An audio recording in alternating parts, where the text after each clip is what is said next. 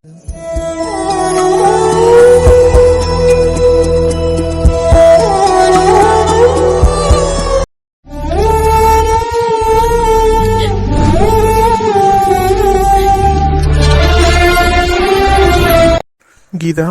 அப்பா கிளம்பலாமா? இல்லப்பா. கீதா, நான் சொல்றத கேளுமா. நீ அங்க இருக்கிறது தான் சரி. நானும் அம்மாவும் கிளம்பி ரொம்ப நேரம் ஆகுது. நீயும் வருவன்னு நானும் பார்த்துக்கிட்டே இருந்தேன். அதனால தான் டைரெக்டாக ரூமுக்கே வந்துட்டேன். நான் சொல்றத கொஞ்சமாவது புரிஞ்சுக்கோமா. முடியாதுப்பா. கீதா, முரளி தான் உன் ஹஸ்பண்ட். நீ அவங்க வீட்டில் தான் இருக்கணும். முடியாதுப்பா. என்னால் அவரை ஹஸ்பண்டாக ஏற்றுக்க முடியல. என்னை வற்புறுத்தாதீங்கப்பா. நான் இப்படியே இந்த வீட்டில் இருந்துக்கிறேனே. ப்ளீஸ்ப்பா. நான் உங்களுக்கு எந்த பாரமும் கொடுக்க மாட்டேன். நானே சம்பாரிச்சு நானே என்னை பார்த்துக்கிறேன். வேற எந்த கல்யாணமும் எனக்கு வேண்டாம். நீங்கள் எனக்கு கல்யாணம் பண்ணி வைக்கணும்னு நான் சொல்லலை. ப்ளீஸ்ப்பா, நான் இங்கே இருந்துக்கிறேனே. நான் எங்கேயும் வரலப்பா. இங்கேருந்து எனக்கு போகிறதுக்கு மனசே இல்லை. நான் அத்தானை கல்யாணம் பண்ணிக்கிறதுக்கு நீங்கள் தான் காரணம். உங்களுக்கு உடம்பு சரியில்லைன்றதுனால தான் நான் சம்மதிச்சேன். என் மனசளவில் முரளி இல்லைப்பா. என்னை மன்னிச்சிருங்க. என்னால் அவரோட வாழ முடியாது. ப்ளீஸ்ப்பா, புரிஞ்சுக்கங்கப்பா. என்னையை கட்டாயப்படுத்தாதீங்கப்பா. எத்தனை வாட்டி நீங்கள் வந்து கேட்டாலும் என்னோட பதில் இதுதான். ப்ளீஸ்ப்பா, என்னைய விட்டுருங்க. இப்படியே ஒரு ஓரமாக நான் இருந்துட்டு போயிடுறேனே. ப்ளீஸ்ப்பா. கீதா, அப்பா என்னாச்சு? நெஞ்சு வலிக்குதுமா. அப்பா அப்பா. ஆமா ராஜு. அப்பா என்னங்காச்சு? என்னாச்சு? ஏன் இங்கே உட்காந்துருக்கிய? எனக்கு நெஞ்செல்லாம் வலிக்குது ராஜு. வாங்க அப்படியே எந்திரிங்க. நான் ரூமுக்கு கூட்டிட்டு போறேன். பார்த்து. கீதா, அப்பா எனக்கு உன்னோட நினைப்பு மட்டும்தாம்மா. நான் சொல்றத கேளுமா. என்னடி பேசிக்கிட்டு இருந்தீங்க? ஏன் அப்பா இப்படி உட்கார்ந்துருக்காரு? மா கீதா, இனி அதுதாம்மா உன் வீடு. நான் சொல்றத கேளுமா. ஏண்டி, அப்பா தான் இம்புட்டு தூரம் சொல்றாருல. அப்பாவுக்காக தானே கல்யாணம் பண்ணேன்னு சொன்னேன். அப்பா இம்புட்டு தூரம் உன்கிட்ட கெஞ்சிறாரு. கொஞ்சம் மனசு இறங்கி போக மாட்டியா? மா, நான் உன்கிட்ட கேட்கறது ஒண்ணுதான். எனக்கு தாலி பிச்சை போடுடி ப்ளீஸ் டி. அப்பாவோட உசுரே நீ அங்க போய் வாழ்றதுல தாண்டி இருக்கு. அம்மா ஒன்றும் இல்லாம உட்காந்துருக்கணும் நீ நினைக்கிறியாடி? இல்லம்மா, நான் உன் காலில் வேணா விழுந்து கேட்குறேன்டி. மா எந்திரிமா. இல்லை, நீ என் முரளி வீட்டுக்கு போறேன்னு சொல்லு. அது வரைக்கும் நான் எந்திரிக்க மாட்டேன். மா என்னம்மா அது? சொல்லுடி.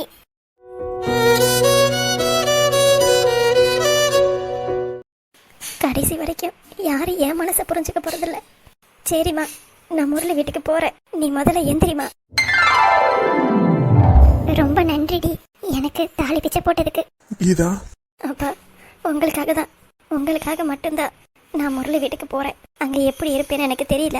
நீ நல்லா சந்தோஷமா இருப்பமா. முரளி உன்னை நல்லா பார்த்துப்பான் பாரு. ஒரு நாள் நீயே வந்து என்கிட்ட சொல்றியா இல்லையான்னு மட்டும் பாரு. அப்படி நடந்தா சந்தோஷம் தான்ப்பா. உங்க 2 பேத்துக்கும் நான் அங்க போறதுல தான் சந்தோஷம்னா கண்டிப்பா நான் அங்க போறேன்.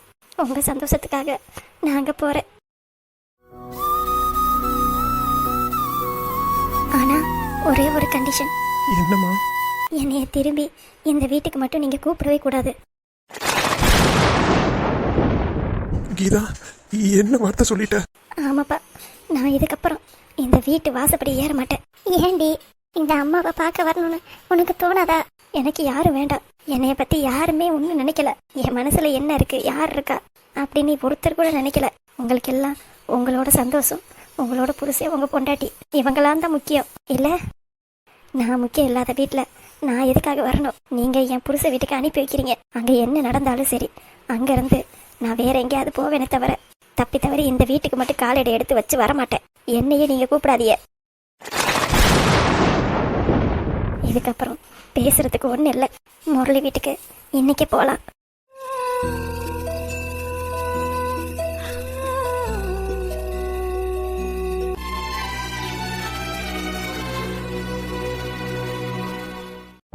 என்னச்சு நம்ம சொல்ற? அட ஆமாண்டி, இங்க புருஷனும் பொண்டாட்டி அப்படியே கொஞ்சி கொலாவிக்கிறாங்க. நடக்கிறதெல்லாம் பார்த்தா புதுசாவில் இருக்கு. கேட்டதுக்கே உனக்கு இப்படி இருக்குன்னா எதுக்கு நிக்கிற எனக்கு எப்படி இருக்கும்? அவங்க புருஷன் பொண்டாட்டிக்க என்னமோ பண்ணிட்டு போறாங்க. எனக்கு தேவையே இல்லை. கீதாவை கொண்டு வந்து இங்க விடுவாங்களா மாட்டாங்களா? அதை சொல்லு சின்னம்மா முன்னாடி. அடி யாரடி இவ? இம்புட்டு நேரமா என்ன சொல்லிக்கிட்டு இருந்த? நீ என்னத்தை கவனிச்சுக்கிட்டு இருந்த? என்ன சின்னம்மா சொன்ன? கீதாவை கொண்டு வந்து விடுறதுக்கு தான் உன் மைனிக்காரி கீதா கிட்ட கெஞ்சிக்கிட்டு இருந்தா. அதுக்கு உடனே கீதா நான் போக மாட்டேன் அப்படி இப்படின்னு சத்தம் போட்டு பேசுவோம். உன் அண்ணன்மாரு அப்படியே பறிஞ்சுக்கிட்டு பொண்டாட்டிக்கு பேச போயிருக்காரு. பாரு, பெரிய கூத்தே நடந்திருக்கு போல. ஆமாண்டி, அதை தானே நான் இப்போ உங்ககிட்ட சொல்லிக்கிட்டு இருக்கேன். ஆக கொண்டு வந்து விட போறாங்க. அப்படிதான் பேசிக்கிட்டு கிடந்தாங்க. இப்போ வராளா இல்லையான்னு தெரியல. ஆனா உன் அண்ணன் நடந்துக்கிறத பார்த்தா சின்ராசு மாதிரியே தெரியலடி. ஏன் சின்னம்மா அப்படி சொல்ற? உனக்கு தான் தெரியும்ல, நான் சொன்னேன்ல நெஞ்சு வலி வந்து ஹாஸ்பிட்டல் அட்மிட் பண்ணதே ஒரு நாடகம் தானே. ஆமா, அதுக்கு 12.5 லட்ச ரூபா செலவு.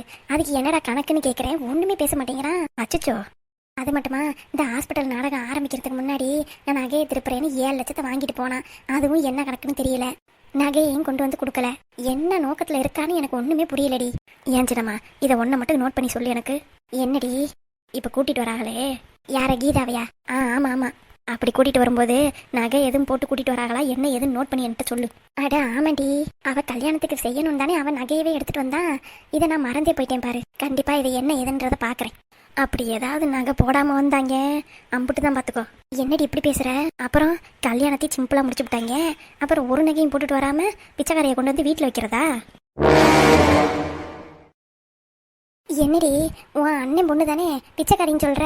இங்க பாரு சின்னம்மா, எனக்கு நகை பணம் தான் முக்கியம். நாளை பின்ன இதோ அண்ணன் சேர்த்து வச்சுச்சே உடம்பு சரியில்லைன்னா இந்த மாதிரி பணம் தானே முக்கியமா தேவைப்படுது. பணம் மட்டும் இல்லைன்னு வையேன், இப்போ ஹார்ட் அட்டாக்லாம் வந்தா எந்த டாக்டர் உதவி பண்ணுவாரு சொல்லு பார்ப்போம். இல்லை எந்த ஹாஸ்பிட்டலில் தான் பணம் இல்லாமல் உடனே செய்வாங்க. நீ சொல்றதும் சரிதான். அதனால எனக்கு பணம் நகை தான் முக்கியம். மனுஷங்க எல்லாம் ஒன்றும் பண்ண மாட்டாங்க. இம்புட்டு தூரம் கீதாவை என் பையனுக்கு முடிக்கிறதுக்கு காரணமே சொத்து வெளியே விட்டு போகக்கூடாதுன்றதுக்காக தான். இப்போ அண்ணன்கிட்ட ஒரு சொத்து இல்லைன்னா நான் ஏன் அவளை போய் கல்யாணம் பண்ணி வைக்க போறேன் என் பையனுக்கு? என் பையன் வசதி வாய்ப்புக்கு பெரிய இடமா பார்க்க மாட்டேன். ஏன்டி கஸ்தூரி, கொஞ்சம் அமைதியா லைன்ல இரு. உங்க அண்ணே உன் மைனி கரையை கூட்டிட்டு வரா. என்ன ஏதுன்னு பேசுறது நீயே கேளு. சரி சின்னம்மா. சின்னம்மா, சொல்லுடா. இன்னைக்கு நல்ல நாளா இருக்கு. நாங்க 2 பேரும் கீதாவை போய் கொண்டு விட்டுட்டு வந்துடும். எங்கடா? என்ன சின்னம்மா புதுசா கேக்குற? அவ புருஷன் வீட்டுக்கு தான். கீதா இதுக்கு சம்மதிச்சிட்டாளா? சம்மதிச்சிட்டா சின்னம்மா. நானும் ராஜும் போய் விட்டுட்டு வந்துடும். சரிடா. அப்புறம் சொல்லு சின்னம்மா. கொண்டு போய் விடுறீல, நகை திருப்பிட்டு வந்தா தானே அந்த நகையும் போட்டு விட்டு பிள்ளைய அனுப்பு. சும்மா வெறும் கழுத்தோட அனுப்பக்கூடாதுல்ல, அதுக்காக சொன்னேன். அது அப்புறமா போட்டு அனுப்புவோம். இப்போதைக்கு வீட்டில் ஒரு 5 சவரன் நகை இருக்கு. செயினை மட்டும் போட்டு விட்டு அனுப்புறேன்னு இருக்கேன். போகும்போது பொண்ணுக்கு எல்லாத்தையும் போட்டு விட்டு அனுப்பக்கூடாதுன்னு சொல்லுவாங்க. அதனால தான் சின்னம்மா ஒரு 5 சவரன் மட்டும் போட்டு அனுப்பி விட்டுறேன். என்ன வெறும் 5 பவுன் மட்டும் போட்டு எடுத்துட்டு வராளா?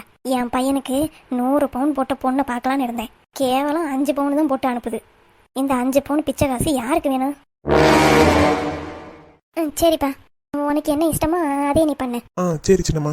அடியே, மூஞ்சியை மும்முன்னு வச்சுட்டு இருக்க. உன் பொண்ணு வாழ போற வீட்டுக்கு போறா. நல்ல கலகலன்னு சிரிச்சு அனுப்புவியா? மூஞ்சி இம்முடிக்காண்டு வச்சுக்கிட்டு அனுப்புற. போற பிள்ளை எப்படி வாழும்? நான் சொல்றேன் சின்னம்மா. நீங்க என்னமோ வேலை பார்த்துக்கிட்டு இருந்தீங்களே, அதை பாருங்க. நான் அவளுக்கு சொல்லி புரிய வைக்கிறேன். போலாமா ராஜு? சரிங்க. அப்படியே பொண்டாட்டி முந்தானியை பிடிச்சிக்கிட்டே ஓடுறான் பாரு. சரி, கேட்டுக்கிட்டியாடி உங்க அண்ணன் பேசுனதெல்லாம்? கேட்டுக்கிட்டு தான் இருந்தேன். ஏன் சின்னம்மா, அந்த 5 பவுனை மட்டும் எதுக்கு போடுதான்? ஒன்றும் போடாம மொட்டத்திலேயே அனுப்ப வேண்டியதானே. இதுல 5 பவுன் போட்டோன்னு சொல்றதுக்கு நான் என் பையனுக்கு 100 பவுன் 200 பவுனுக்கு பொண்ணு பார்க்கலான்னு இருந்தா கேவலம் 5 பவுனை போட்டு விட்டு அனுப்புது. இதெல்லாம் நீ என்னன்னு கேட்க மாட்டியா? இல்ல நான் தெரியாம தான் கேக்குறேன். மைனிக்காரி நகையா வச்சிருப்பால, அதெல்லாம் எங்க? அடியே, எல்லா நகையும் தாடி அடகுல இருந்துச்சு. அந்த நகையை திருப்புறேன்னு தான் போனவன். அதுக்கப்புறம் இப்படி மாறி வந்து நிக்கிறான். நீயே கேட்டில, நான் அவளை ஏண்டி உம்முன்னு இருக்கேன்னு தான் கேட்டேன். அதுக்கு இவே முன்னாடி வந்து நின்று பேசிக்கிட்டு இருக்காண்டி. பாத்துக்கிட்டு தான் இருந்தேன். அப்படி என்ன மைனி சொக்கு பொடி போட்டுச்சான்னு எனக்கு அதை தாண்டி எனக்கும் ஒன்றும் புரியல. நம்ம வீட்டுக்காரெல்லாம் இப்படிலாம் இருந்திருக்காரா? ஏதாவது ஒண்ணுதான் நம்மளதான் குறை சொல்றது. அண்ணன் ரொம்ப மாறிடுச்சு சின்னம்மா. அடியே, அதை தானே நான் அப்பையில இருந்து சொல்லிக்கிட்டு இருக்கேன். மாறிடுச்சுன்னு சொன்ன சரி, எந்த அளவுக்கு மாறும் நான் நம்பவே இல்லப்பா. இப்படியே போயிட்டு இருந்துச்சுன்னா உன் பொழப்பு சிரிப்பா சிரிக்க போகுது. அதை நான் பாத்துக்கிறேன்டி. இன்னைக்கே வராங்களாம். கீதா என்ன பண்ணணும் ஏது பண்ணணுங்கிறத நீ பார்த்து கண்ட்ரோலா வச்சுக்கோ. அவளை விட்ட அவ்வளவுதான், உன்னைய அடிமாட போட்டுருவா. நான் பாத்துக்கிறேன் சின்னம்மா, நீ எதுக்கும் கவலைப்படாத. நானே அவ எப்படா வருவான்னு காத்துக்கிட்டு இருக்கேன். வந்தோன்னு தானே இருக்கு கச்சேரி. ஏய் பாத்துடி, அப்புறம் ஓடி வந்து உங்க அண்ணன் சொல்லிட போறா. சொன்னா சொல்லட்டும், எங்க அண்ணன் தானே. இதுக்கப்புறம் என்ன பண்ண முடியும்? மிஞ்சி மிஞ்சி போனா பொண்ணை வாழா வெட்டியாதான் கூட்டிட்டு போக முடியும். அப்படி பண்ணா அதுக்கு தானே நஷ்டம், நமக்கு ஒண்ணு இல்லையே. சரி, அவ கிளம்பி வராக, என்ன ஏதுங்கிறத அதுக்கப்புறமா பேசிக்கலாம். நான் அவன் என்ன எடுத்துட்டு வரா என்ன எடுத்துட்டு வரலாங்கிறத பார்த்து உன்கிட்ட சொல்றேன். சரி சின்னம்மா, போன வச்சிடுறேன். சரி சின்னம்மா.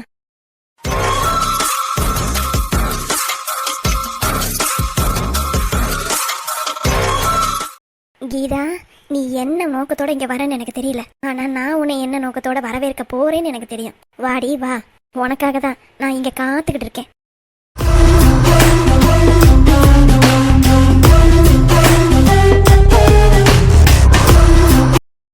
எங்க ராசி காசு தாலி பிரிச்சு கோக்கறதுக்கு குண்டுமணி அந்த காசு இதெல்லாம் வாங்கணும். செம்பா கிட்ட கேட்கலாமான்னு பாக்குறேன். கேளு ரத்னம், என்ன இருந்தாலும் அவ வீட்டு ஃபங்க்ஷன், அவ மருமகளுக்கு தானே போட போற. ஆமாங்க, என் கையில காசு இல்ல. இருந்தா நான் ஏன் அவளை கேட்க போறேன்? இல்ல இவ எது தப்பா நினைச்சுக்குவாளோன்னு பயமா இருக்கு. உன் தங்கச்சி எதுக்கு தப்பா நினைக்க போறா? அதெல்லாம் ஒன்னும் நினைக்க மாட்டா. செம்பாவுக்கு 100 ஐசு. இப்ப அவளே வந்துகிட்டு இருக்கா. யாருக்குக்கா 100 ஐசு? உனக்கு தாண்டி. ஏன் என்னாச்சு? என்னைய பத்தி எது பேசிக்கிட்டு இருந்தீங்களா? ஆமாண்டி, ஜீவாவுக்கு தாலி பிரிச்சு கோக்கணும்ல. ஆமா, இது ஒரு கல்யாணம் இல்ல தாலி பிரிச்சு கோக்குறிய? ஏண்டி என்னடி இப்படி பேசுற? என்னதான் இருந்தாலும் உன் மருமக. ஏதோ கல்யாணம் தான் உனக்கு பிடிக்காம நடந்துச்சு. இப்ப கல்யாணம் பண்ணி அவ உன் மருமகள் ஆயிட்டா. இன்னமேட்டாவது நீ எடுத்து செய்வேன்னு பார்த்தா நீ உன் பாட்டுக்கு நிக்கிற. அட போக்கா, நான்லாம் இதெல்லாம் ஒன்றும் செய்யறாப்புல இல்லை. சரி அதை விடு. தாலி பிரிச்சு கோக்குறதுக்கு குண்டுமணி காசு பவளம் இதெல்லாம் வாங்கணும். அதுக்கு நீ தான் லட்ச லட்சமா செலவு பண்றீல. ஏதோ புடவையெல்லாம் புதுசு புதுசா வாங்கிட்டு வந்திருக்க. உன் மருமகளுக்கு தானே, இதை கொஞ்சம் எடுத்து தர மாட்டியா? நல்லா இருக்கே கதை. ஒண்ணும் இல்லாதவுக்கு நான் எல்லாத்தையும் எடுத்து கொடுக்கணுமா? இதுல அவளுக்கு திமுரு வேற. அடியே அப்படி சொல்லாதடி. என்னதான் இருந்தாலும் அவ மருமக தானே. எனக்கு அவளெல்லாம் சுத்தமா பிடிக்கல. நீ தாலி பிரிச்சு கோக்குறதா இருந்தா நீயே வாங்கி கொடு. ஏண்டி எவ்வளவு கடனை தாண்டி நானும் வாங்கி செய்யறது? எல்லாம் உன் பையனுக்காக தானே செய்யறேன். கொஞ்சமாவது எனக்கு நீ காசு கொடுத்தாதானே நானும் ஏதாவது செய்வேன். நானும் 50 காசுக்கு எங்கடி போவேன்? அர்ஜுன் பையன் திட்டுறான், எதுக்குமா தேவையில்லாத வேலையெல்லாம் நீ இழுத்து போட்டு செஞ்சுக்கிட்டு இருக்க அப்படின்னு. இப்ப என்ன சொல்ல வர நீ? நாங்க இங்க உட்காந்து உனக்கு பாரமா இருந்து ஓசி சோறு திங்கிறோம்னு சொல்லாம சொல்ற. என்ன செம்பா, உங்க அக்காவை இப்படி பேசிட்ட? பின்ன என்ன மாமா, நான் இந்த கல்யாணம் வேணவே வேணானே. அக்கா தான் தேவையில்லாம பிடிச்சி கல்யாணம் பண்ணி வச்சுட்டு இப்ப அதை பண்ணி இதை பண்ணணும்னா நான் எங்க போறது? இல்ல நீ ஷாப்பிங் போற வர. மாமா நீங்க எதுவும் பேசாதீங்க. நீ சும்மா இரு ரத்னம். உனக்கு வாங்கிக்கிறதுக்கு ஷாப்பிங்க்கு போற வர. இப்ப யாருக்கு நாங்க பண்றதுக்காக கேக்குறோம்? எங்க பையனுக்கு பண்றதுக்காக கேக்குறோமா? உன் பையனுக்கு பண்றதுக்காக தானே கேக்குறோம். அது பண்றதுக்கு இப்படி மூக்கால் அழுகுற? உன்கிட்ட காசு இல்லாமையா இருக்கு? மாமா நீங்க கொஞ்சம் அமைதியா இருங்க மாமா, நான் பொறுமையா பேசிக்கிறேன். நினைச்சேன் மாமா நீங்க எல்லாம் இப்படி பேசுவீங்கன்னு. என்னடா இவ்வளோ நாளா நம்ம இங்க இருக்கோமே, மாமாவும் அக்காவும் ஒண்ணுமே பேசலையேன்னு நினைச்சுக்கிட்டு இருந்தேன். இம்புட்டு நாளா மனசுக்குள்ளார வச்சிருந்தது இப்ப வெளியில வருது. அடியே செம்பா, அதெல்லாம் ஒண்ணு இல்லடி. நீ சும்மா இருக்கா? எனக்கு தெரியும் உன்னைய பத்தி. ஏய் சும்மா இருக்க போறியா இல்லையா? உன்கிட்ட நான் எதுவும் கேட்கல. நானே தாலி பிரிச்சு கொடுத்துக்கிறேன் போதுமா? வேண்டாப்பா சாமி. என்னதான் இருந்தாலும் அவ என் மருமக. என் மருமகளுக்கு நான் தான் பார்க்கணும்னு பின்னாடி என்னைக்கா இருந்தாலும் சொல்லி காட்டதான் செய்வேன். அதனால குண்டுமணி காசுக்கெல்லாம் நானே பணம் கொடுத்துக்கிறேன். ஏதோ அனாதை ஆசிரமத்துக்கு எழுதுற மாதிரி இதுக்கும் செஞ்சு கொடுக்குறேன். வேற என்ன? ஏண்டி உன் மருமகளுக்கு தாண்டி செய்யற? ஏதோ இல்லாதப்பட்ட பிள்ளைக்கு செய்யற மாதிரிலாம் பேசுற. ஆமா, அவ இல்லாதப்பட்டவதான். எனக்கு அவளை சுத்தமா பிடிக்கல. அவ ராசி இல்லாதவ. போதும் நிறுத்துமா. நீ எப்படா வந்த? நீங்க ஆரம்பிக்கும் போதே நான் வந்துட்டேன். நானும் சும்மா பாத்துக்கிட்டே இருக்கேன். எதுக்கு எடுத்தாலும் அவளை எனக்கு பிடிக்கல, ராசி இல்லாதவ, அப்படி இப்படின்னு சொல்லிக்கிட்டே இருக்க. ஆமாண்டா, அப்படிதான் பேசுவேன். உன்னால என்ன பண்ண முடியும்? இங்க பாருமா, இன்னொரு வாட்டி ஜீவாவை பத்தி ஏதாவது பேசுன. சும்மா போது நிறுத்துடா. ஒரு சீக்கு கோழியை கல்யாணம் பண்ணிக்கிட்டு நீ இல்லாத அவஸ்தைப்படுறன்னு எனக்கு தெரியாமையா இருக்கு? என்னடி சொல்ற? அவளுக்கு உடம்பு சரியில்லைங்கிறது அம்மாவுக்கு எப்படி தெரியும்? எப்படியாவது மோப்பம் பிடிச்சிருது அம்மா. உண்மையா இல்லையான்னு சொல்லுடா. எது உண்மை? அவ சீக்கு கோழி தானே. நீ ஏன் உன் வாய்க்கு வந்தபடிலாம் பேசாதமா. ஏய் என்ன நடக்குதுங்க? எதுக்கு நீ ஜீவாவை பத்தி இந்த மாதிரிலாம் பேசுற? அவகிட்ட என்ன குறைய கண்டுட்ட நீ? நீ சும்மா இருக்கா? நான் இதுக்காக தான் அந்த கல்யாணமே வேணாம்னு சொன்னேன். என்னங்கறத தெளிவா சொல்லு. அவளுக்கு என்னமோ உடம்புக்கு சரியில்லை, அது மட்டும் எனக்கு நல்லா தெரியும். அவ உடம்புக்கு என்ன பிரச்சனைங்கிறது எனக்கு தெரியாது. அப்பாடா, அம்மாவுக்கு என்ன பிரச்சனைங்கிறது தெரியல. ஆனா இதை சும்மா விடக்கூடாது. இப்படியே விட்டோம் கிண்டி கிளற எடுத்துரும் அம்மா. போதும் நிறுத்துமா. உன் வாய்க்கு வந்தபடி பேசிக்கிட்டே இருக்க. நீ பாத்தியா அவளுக்கு உடம்பு சரியில்லை, மாத்திரை சாப்பிடலாம்? நீ பாத்தியா? ஏண்டா வைத்தியட்ட மருந்து வாங்கி சாப்பிடுறது தெரியாது? மா, வைத்தியட்ட மருந்து வாங்கி சாப்பிடறதும் ஊருக்கே தெரியுமே. அதை வச்சுதான் சீக்கு கோழின்னு சொல்றியா? பின்ன உங்ககிட்ட சொல்றதுக்கு என்ன இருக்கு? ஆல்ரெடி மலை உச்சியில இருந்து கீழே விழுந்து செத்து பொழைச்சு வந்திருக்கா. அவளுக்கு உடம்பு தெம்பாக வேண்டாமா? அதுக்காக தான் மருந்து சாப்பிட்றா. நீ நினைக்கிற மாதிரி அவ ஒன்னும் சீக்கு கோழிலாம் கிடையாது.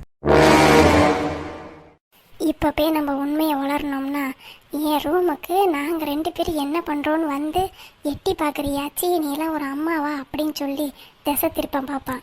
அப்புறம் என்ன நடக்குதுங்கிறதே நம்மளால கண்டுபிடிக்க முடியாது. இப்போதைக்கு நம்ம அமைதியா இருக்கிறது தான் நம்மளுக்கு நல்லது. கண்டிப்பா அவ உடம்புக்கு என்ன நடக்குதுன்னு நம்மளுக்கு தெரியாம இருக்காது. கூடிய சீக்கிரம் அது என்னன்னு கண்டுபிடிச்சு உன்னைய அவகிட்ட இருந்து பிரிக்கல. என் பேரு செம்பா இல்லடா. என்னம்மா பேசு. என்ன அமைதியா இருக்க? உன்னால எதுவும் பண்ண முடியலையா? பண்ண முடியலன்னு சொல்லிட்டு அமைதியா இருந்துரு. உன்னை யார் இப்ப காசு செலவு பண்ண சொன்னா? என் பொண்டாட்டிக்கு செலவு பண்றதுக்கு எனக்கு தெரியும். ஏன்னா கம்பெனி வச்சு நடத்தி காசை கொண்டு வரவனே நான் தானே. என்ன ஏதுங்கிறத நான் பாத்துக்கிறேன். நீ உன் காசை ஒன்றும் செலவு பண்ண வேணாம். யாரோ எப்படியோ போங்க, நான் சொல்றத சொல்லிட்டேன். பின்னாடி நீ தான் வருத்தப்பட போற. அது என்னங்கிறத நாங்க பாத்துக்கிறோம். உன் வேலை என்னமோ அதை பாருமா. பெரியமா, என்னடா?